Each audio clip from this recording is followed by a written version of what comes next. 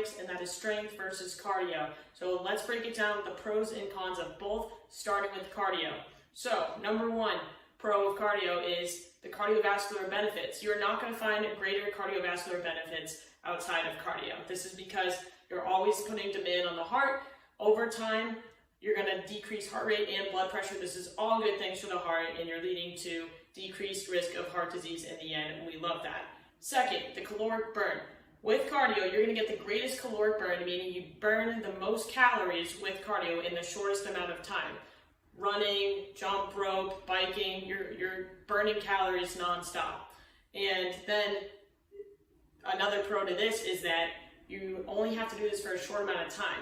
If you are doing high intensity interval training, known as HIIT, or just interval training in general, you're not going to need a ton of cardio to do this. You're not going to have to do this for an hour and a half to 2 hours unless you are trying to go low intensity. All right, so if you're doing low intensity, you might need that 2 hours. If you're doing high intensity, you really don't need a lot of time, and you can get that same caloric burn.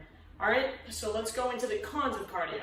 Now, what I don't like about cardio is the hormonal benefits. There's not a ton here, meaning the hormones that you produce from training with cardio, they only circulate in your blood for a couple of hours post-exercise. So you're not getting the greatest metabolic effect with this.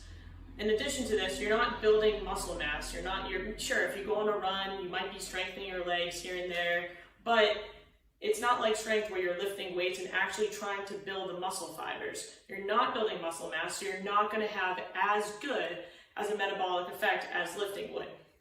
Lastly, some might argue that, hey, I heard that you can increase your testosterone levels when you're running. That is true, sure. You're only increasing testosterone levels because you're breaking down muscle mass, and this is a combative effect for the body to do so. So you're not actually building testosterone and making you build muscle mass. You're only doing that because you're breaking down muscle mass, all right, and muscle fibers. All right, let's move on to strength. What are the pros? Well, the metabolic effect. You have 3 major strength hormones or anabolic hormones that are being circulated as you're lifting, and these hormones are circulating for 24 to 48 hours post-workout, unlike cardio, where it's only a couple hours. So these hormones are testosterone, growth hormone, and IGF-1. They're going to circulate for a long time, meaning that it's going to have a greater metabolic effect in the long run. All right, so I like this choice for weight loss the best because in the long run, you are going to have a better metabolism overall. Number 2, you're building muscle mass. We already went over this. When you're lifting weights, you're trying to increase muscle fibers with the proper nutrition as a supplement. You are, again, increasing your metabolic effect. You'll have a better metabolism over time. Number 3, because of the metabolic effect, you have a greater recovery period, meaning you don't have to do this every day. Because your hormones are circulating for 24 to 48 hours, you don't actually have to lift every day. You can take every other day off. And that's really cool. So you don't feel like you have to work out. You're still getting good benefits from strength training every other day. If you're psycho like me, you might want to work out every day and hit different body parts and whatnot, but that you don't have to, and that's really cool. The cons of strength are you have to have a lot of patience. You're not going to see the best results right away. It's going to take about 6 to 10 weeks for neurological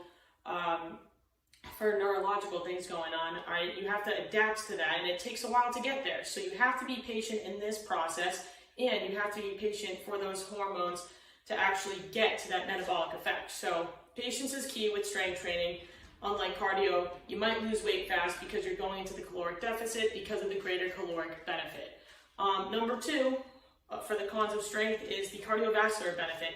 You're not getting as good as a cardiovascular benefit in comparison to cardio because normally when you're strength training, you're resting for a longer period of time. However, you can get a good cardiovascular benefit if you take shorter rest breaks. I, for one, just like to get things over with, and I do want that cardiovascular benefit because I don't do cardio myself as much.